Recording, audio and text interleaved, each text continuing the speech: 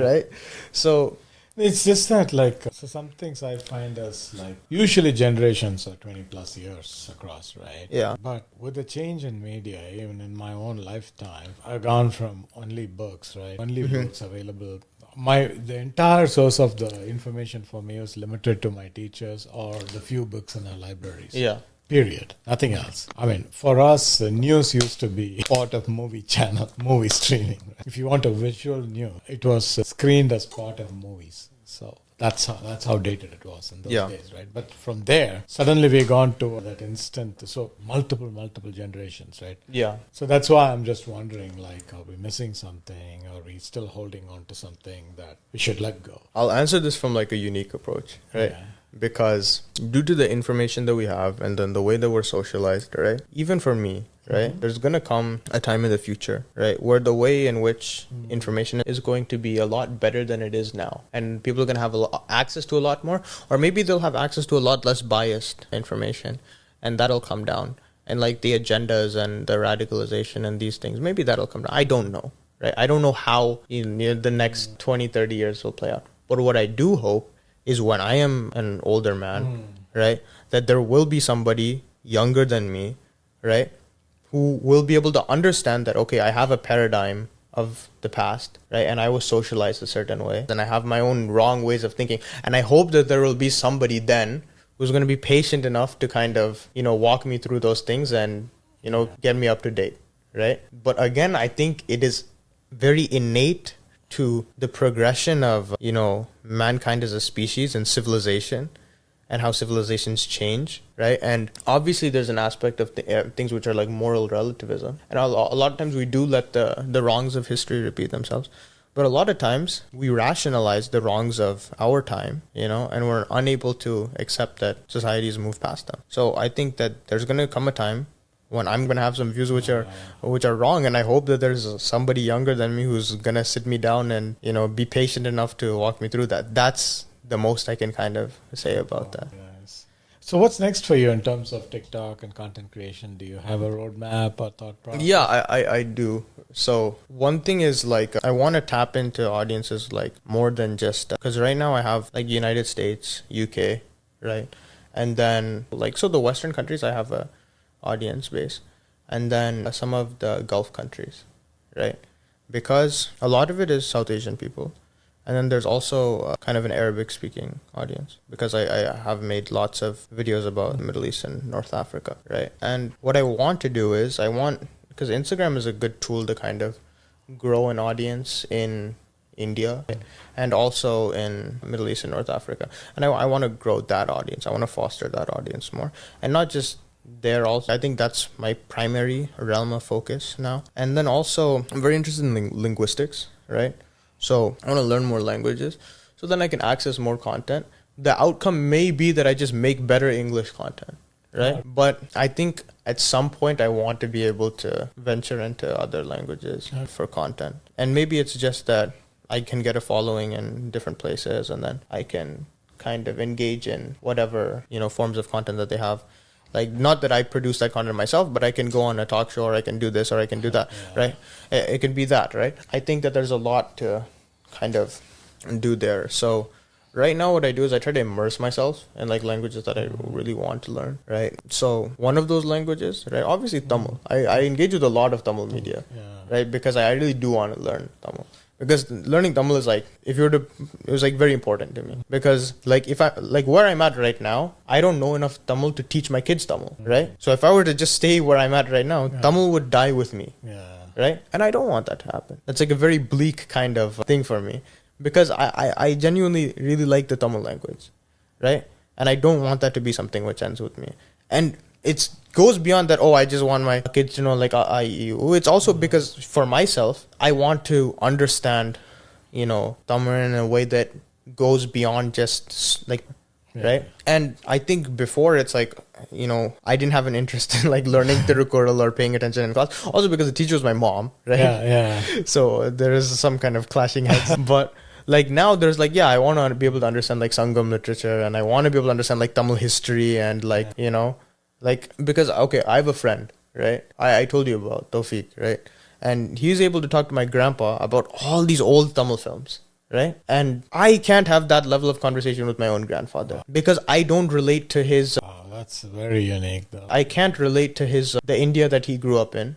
I can't relate to the kind of paradigm that he's coming from, his childhood, all of these things. I can't. I don't have But those. that's not the norm, though, because what you're saying, I don't think how many kids in India today can actually do that. Well, here's the thing. My friend, Tawfiq, right? The reason he can do that is because he grew up in Malaysia for the first 5 years of his life, right? And he really, really, really wanted to stay in tune with Tamil culture, Tamil language, and Tamil identity. So basically, right, his outlet for that was film. So he got really interested in film. But before that, he would just sit down and just watch Sun TV, right? Yeah. And there's not a lot of kids here, right, or even in India, who are that devout about consuming Tamil media and understanding Tamil things, right? So, like, I think, like, because he didn't grow up in Tamil Nadu, right? He grew up in Malaysia for the first 5 years of his life, and then he came here, right? So I think because of that, he was like really in this thing of he wants to kind of understand Tamil identity and, really keep that alive with him, So I think he always kind of faced that prospect of kind of keeping Tamil alive with himself. No, I'm amazed because, in fact, there's a funny thing. Like, so Tamil movies are musicals, right? Pretty much every movie is a musical, the way you refer in Western culture. And once upon a time, I used to think pretty low of that type of movies because nobody runs around trees singing songs at all, right? In real life. But now because it's not real, musical is fantasy, right? Yeah. But then when I look back, I've been fortunate enough where my parents, my mom especially, took me to a lot of Tamil movies. Yeah. And the richness of Tamil language and those songs in the past actually were quite high. And most movies will have 6 to 8 songs, even in my time. Yeah. Prior to that, even more. And even today, like any situation in the house, I get reminded of a song. Yeah.